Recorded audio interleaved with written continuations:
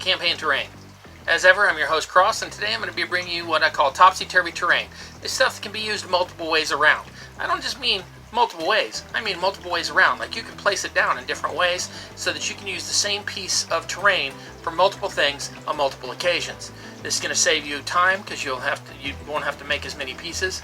It's going to save you money because you won't have to make as many pieces. It's going to save you storage space because you'll be able to get by with fewer pieces if you need to. And it's going to give you a lot of opportunities to do things by being able to use things in multiple ways. So we're going to be talking about things that can be used in any direction. They don't have an up or a down. You just plunk them down and they work. Some of them have sides, but they don't really have an up or a down side. So we're going to be talking about that type of terrain today, and I'm hoping that it's going to help spark some creativity for you and maybe help you out financially and with some space issues. Before we go on, I do have one thing I want to say. I have a specific shout out. Sorry about the technical difficulties. Had a problem with my camera. I don't know what it was, so I just switched to a different one. But this next part's really important. This week, before we go on to the main part, I have a very special shout out. Over at Tyrannosaur, he's doing a 3-part series that really helps the community. He has graciously come out publicly as having an ailment that causes him to have tremors in his hands. He is one of us. He loves to paint, loves to work with his minis, but sometimes he can't unless he's got a way to work around it. So in an effort to let others stay in this hobby when perhaps they would not be able to, he has a 3-part series called Painting with Tremors. And I am definitely going to put a link up here in this corner. Please go watch it. You can stop mine and go watch that and come back to mine. That's fine. But if you have tremors and you are in this hobby or have any hobby where you need to use your hands, please, please, please go check out Tyrannosaur's 3-part series up in the corner. All right, that having been said, thanks for coming to Campaign Terrain. I'm going to help you out with these things, so let's move on and jump straight into that after the bump.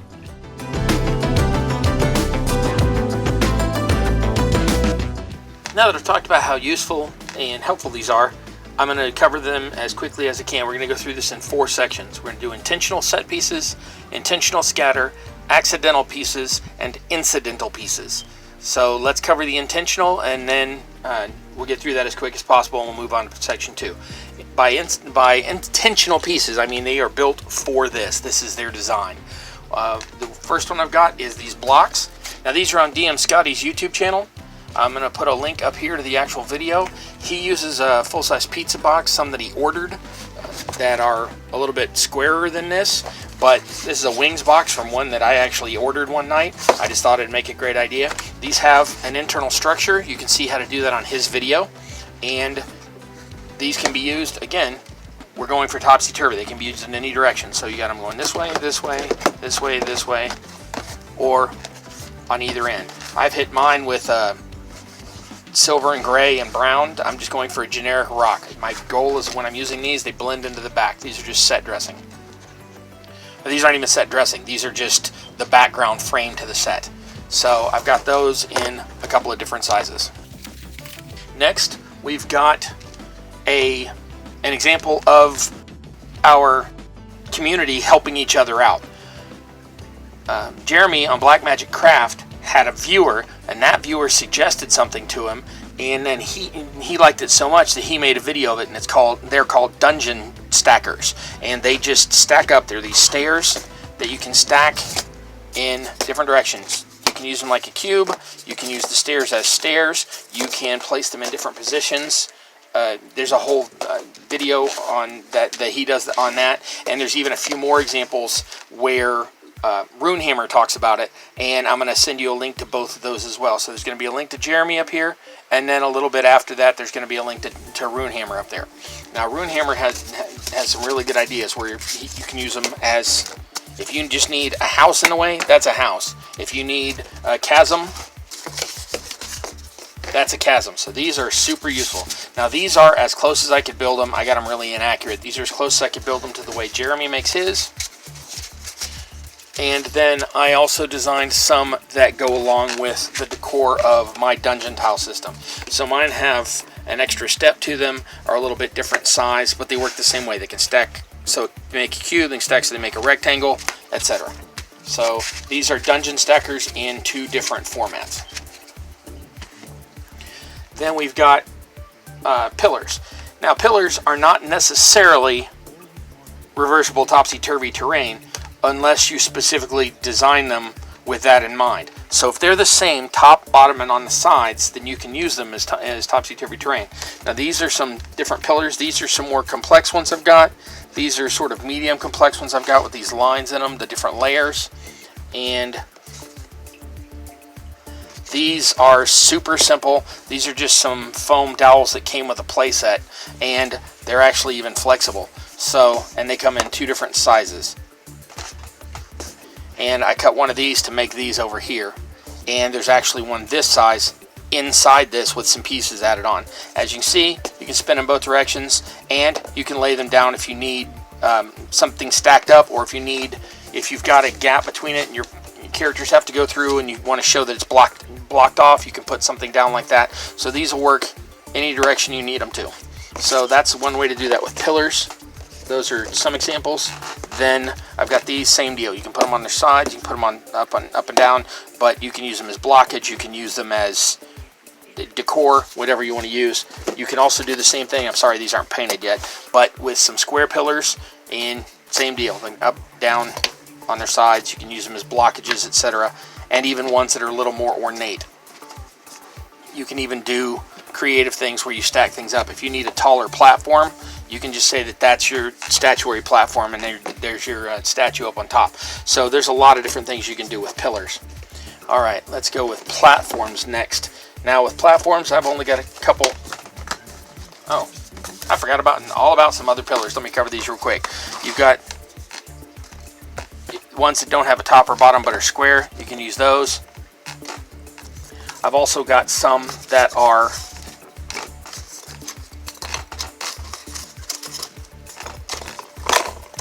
designed to be decor pieces that might be in a temple or something. And as I said, if you need something where there's a blockage, you can just say that these fell over and you can put them in the way in the hallway or whatever. And again, same plan with all those. I've even got some little ones that I put some screws in the bottom of to keep them upright, but if you needed them on their side, there you go. Okay, platforms, pretty straightforward. This one's got 2 different designs on it. I've painted it up a little. I don't know why the ink keeps bleeding through, but that's alright. I can repaint it later, or to be honest, I just ignore it. So it's got 2 different patterns, so if you needed a specific spot for, like, say, a portal right where this circle is, where somebody bamfs in, you can put that there. I've got a square piece here that also fits the old style square bases. So platform, if you need it a little higher, you can do that. You could even put this between 2 pillars and say that it's like a stone door that has to be slid out of the way. Lots of different options with it. And as I talked about when I was building these pillars in that video, which I will try to link to up there if I remember, you can build these where they're basically a cube, and then you can put them wherever you need them to. Wherever you need them to go. Okay, then we're still working on intentional set pieces. You can do intentional pieces where both of these have a stone look to them on one side and a grassy look to them on the other side. So you've got a reversible piece. If you need it one way, you've got it. If you need it the other way, you've got it. If you need this as a stone wall, you can just bump it up against something like that. And so you've got, again, many options with those. And then we've got big rocks. That's going to be too big for the character to move. Well, that's just a rock. It's not topsy-turvy. Well, it is, because I didn't build this one with a base to it. I intentionally left it so that I could put it any way I want. It doesn't really look like it, but it is basically a little rectangle. And I can put that wherever I need that to go. And if somebody wants to climb up on it, that's good. If somebody needs to push it out of the way, if you had somebody strong enough to do that, you could do that. And last, for the intentional ones, we've got walls. Now, this one's not painted. Let me get you some better examples. I've got both brickwork walls and stonework walls, and those come in, I've made them in several different sizes, which I can't seem to get to right now, but as you can see, I've got 6-inch ones, I've got 4.5-inch ones, and I've got 3.5-inch ones. That keeps in with my scale and matches most other people's scales. But again, these are all topsy-turvy because you can put them whichever way you want. I didn't give them a top or a bottom or an end. As you can see, these work all the way around. And I've got sets of those. I can make pretty much whatever I want. With these and the stackers and the pillars and the platforms, I can create a whole plethora of things to jump off from. So that's what we've got for intentional pieces. Hold on just a couple of seconds. We'll be right back, and I'll talk about intentional scatter. Okay, intentional scatter. Now these are items that are designed to be on the field of play, but that characters are more likely to interact with. Like the big rocks and the pillars, things like that, the characters are not necessarily going to have a way to deal with. They're just going to be in their way. They're just things they have to put up with when they encounter them. These are going to be items that can potentially be manipulated by the characters. In fact, they may even be things that the characters need. So we're going to go through these, and this is intentional scatter. I'm going to start with plants. I was looking for a way to make some really simple trees, and I was trying to I came across these little green puffballs at everybody's favorite huge honking retailer, and these were on crazy special. So I got every one of these green puffballs in this jar for $2.50, I think, like $2.50, and these are just green puffballs. There's nothing to them. They're the kind that might be on the back of one of those low-top socks. But I have this whole bucket of them, and I was trying to find out what to do with them. So I did try to make I was trying to make this as part of a tree, and then, as you can see, there's some flock on this, but it doesn't hold very well. It all comes off of it. But I tossed it on the table and realized that makes a pretty good bush. So I went and made a bunch more, and there is nothing to these. If you look inside there's a tiny little bit of hot glue, and I put 2 of them together, and 2 of them together, and then I took those 2 and 2 and glued them together and made little 4-part pieces that sit like this. I do have a couple that are a little more complicated. I think these have 6, maybe 7 pieces in them, but they work exactly the same way. Hot glue and a puffball, good to go. And you don't have to make them green. If your fantasy world has pink and purple and whatever, orange, whatever type of plants, you can use those. They don't even have to be plants. You can say that this is some sort of fungus monster that's chasing your characters around. So that's just an example. Fuzzballs and hot glue. In a similar manner, I was trying to make some intentionally alien-looking plants, and I came up with these from the Dollar Tree, and these are, I guess, just Christmas decorations, and I call them glitter balls. I think I've got a label in here for one of them, but essentially they're glitter balls. They were in the floral section, and they come in 2 different colors. I've got the red and sort of bronzy, and I've got the copper and gold, and they come in several different sizes. I don't know if you can see, but there's a large one here, a sort of medium one here, and a smaller one here, and you can make some interesting things with those. Now originally I was trying to make some crystal clusters, some plants. I started with this, which is one of those on that flexible hose. Like, to be honest, I'd never seen it anywhere except when, like, my friends and I go clubbing and we do weird stuff with our hair. This is that sort of tubing that ravers put in the hair, but this was in the floral section, the craft section at Dollar Tree. So I tried to take this from the Dollar Tree and this from the Dollar Tree and make a tree.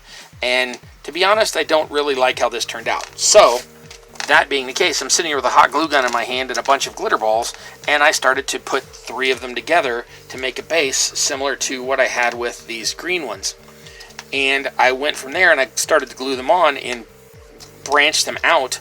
I was going for a crystal cluster, and then I decided that they also look like plants. But I realized accidentally, just like that, they can fall over, and when they fall over, you can place them any direction you want. So, glitter ball, good to go. And oddly, the glitter does not really come off of these that much. You could probably clear coat these with something. I wouldn't necessarily spray a clear coat on them. A lot of the foam is exposed. You might melt it. But as you can see, several different sizes in here, several different colors in here, and You can use these as plants, crystals, random rocks, just things in a way. You don't even necessarily have to explain them. Just plunk them around on your thing, and they're just things that your characters have to move around. Then, in a similar manner to these being crystals or ores, or ore that they might be digging up, I came up with the idea of using these crystals that are for fish tanks. And same deal, just hot glued a cluster together. I think on these you can actually see a bit of the hot glue down in there, but it's just a cluster of those fish crystals that are designed for fish tanks. Now I believe these solid clear ones came from Dollar Tree again, and these have multiple sizes in them. Some of them are a little bit larger, like this one here, and some are a little bit smaller, like all of the ones on this cluster. And I've got some mixed and matched in here. These are larger than I think I've got. Yeah, there's a smaller one there, and I've done that several times. Now, there are also some from the pet store that I got that came in a multicolor pack, and that's the brand right there. And these, why, I don't know that they're any better made. They're just plastic crystals. They do have a slightly different shape, so if you decide that one from the other bag is getting too uniform, you can mix it up with it. These do not have the different sizes. These only seem to have one solid size. So these blue ones are from in here, and you notice there's no smaller ones on that. But all in all, same deal. Hot glue, stick them together, good to go. Earlier, I had come up with this idea of something similar, and I was specifically trying to make an ore for characters to dig up. And I came up with these, which, if you can see those, I don't know if they'll focus. There you go. These are the ones with the little facets on them, the cut crystals. But I figured if once they were glued together and looked like big balls like this, these are going to be like those beryllium spheres from Galaxy Quest movie, that sort of thing. Ores for the characters to find. This one is nothing but hot glue and crystals. That's probably a little more expensive, but I got a good deal on these. But you'll use them up on the internal core where you can't even see them. So I started to use different things as a core. This one, I don't know if you can really see it, there's a black spot in there. This is a ball of electrical tape and a ball of Scotch tape put together with the crystals on the outside. This is just a ball of electrical tape, that's why it's black in the center. And this one, obviously, is some silver duct tape. But they all work the same way. Okay, then I'm gluing things together in little clusters, so I decided why not keep going with that. I had this baggie of rocks from the back garden. Literally, I found them under a tree and dug them up, washed them off, and so these were just basic pebbles. But I glued them together into these clusters, and again, you can use these as blockage, you can use these as things that characters are trying to find. If you play post-apocalyptic war games, you can use these as, I think there's several of them, but specifically Warhammer 40k has objective markers, and you could even use these as those. You could just put these where you needed to for those. You need 6 of them for that, but same concept. Glue, rocks, done. I would suggest cleaning the rocks first. So, I'm already in this vein of gluing things together. Let's do one more. All of these little black berry-looking balls here, these are from a bracelet that I took apart. If you look, these are all beads. You can see the bead hole in there. And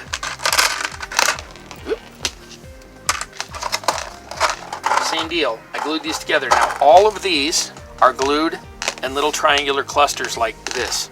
So I've got 5 or 6 of those. These are going to become more of those. And what worked out really well for that, I made myself this little rack, and you can stack them basically like ancient mariners did with their cannonballs. And you can stack them together as something like cannonballs, though in scale those are going to be pretty big cannonballs. But again, these could be crystals they need to find. These could be certain rock structures. These could be way markers. These could be a type of creature. Who knows? But no matter where you throw them, they're always going to come up the same way, just like dice. And one last one on intentional scatter. and then we'll jump to the accidental items that I've come across. There's only one accidental one, but let's jump to the last of the intentional scatter, and that's this rock I made.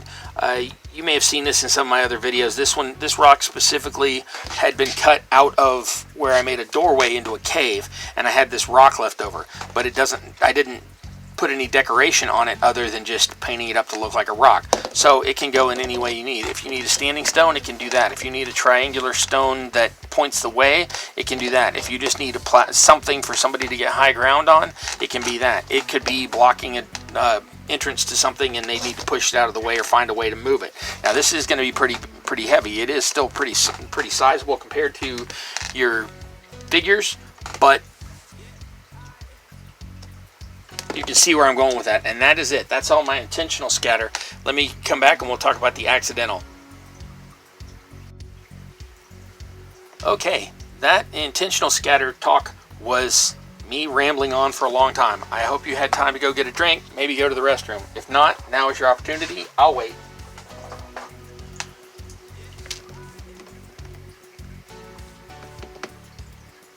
Okay, you back? This one's simple and easy. Take it easy on you after that big long oration I just had. I had these, which were originally designed to go between platforms in a cave, and these were supposed to be rock bridges that the characters could cross over. But it also occurred to me that they could be used as ramps like this. So I found that when I have things that are about the right height, I can make a really good ramp out of these and use them for that. So I went ahead and painted up the bottom. Now these are a little bit slippery if you stick them the whole way down on a low enough slope, but if you put them too high, as you can just see, you'll slide off. So you do have to kind of be careful with it. But if you made a longer bridge, you could do the same thing more easily and make ramps in addition to the rock bridge. So that was my accidental one. I told you that one would be simple and easy. Alright, after this quick jump back, we're going to come back and talk about incidental things. That's things I just found laying around that worked out well for me. Another short one for you and then we'll wrap up. This one is just things I found laying around that made me go, huh, I can use that. And they have turned out to be really useful in different types of scenarios. One of them is any offcuts you get. This is from the center of an arch that I'm using, that I made in a stone arch that you'll probably see in some of my future videos. And this was the part that I cut out to make the stone arch. So this makes a really good just standing platform. I can place that wherever I need. This is about a 2 1/4 inch tall platform, maybe 2 3/8. And if I just need a platform for something, I've got that one to go. And that was just would otherwise have gone in the scrap bin. Probably may still end up in the scrap bin, but in the meantime, it's really useful. These little things here are really strange to me. These are made out of chipboard, like the stuff you find on the back of notepads, but really, really thick and really, really sturdy. These were packaging in a couple of different things I've gotten over the years.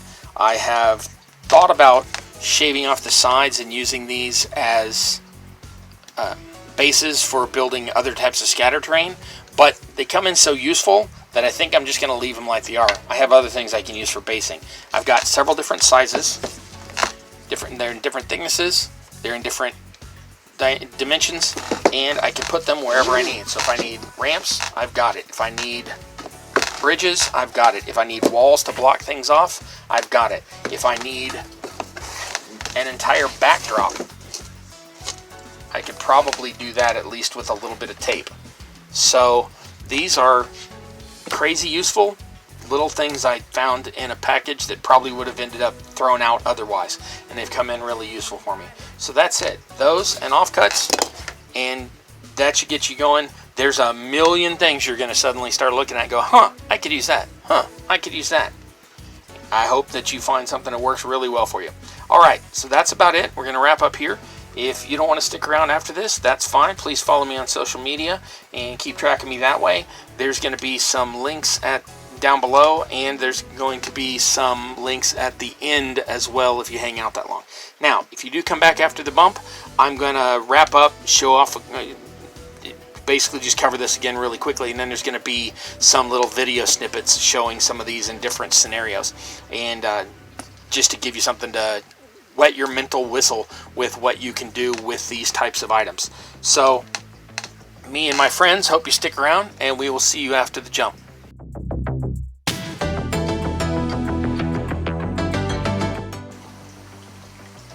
Alright, that was another good one. I covered a lot of ground. I know I talked for a long time, but I hope I gave you some great pointers on ways that you can save a little money by maximizing your terrain, save a little storage by having pieces you can use for more than one thing so you don't have to build something new for everything, and give you an idea of the type of creativity, type of level that you can aspire to with simple things.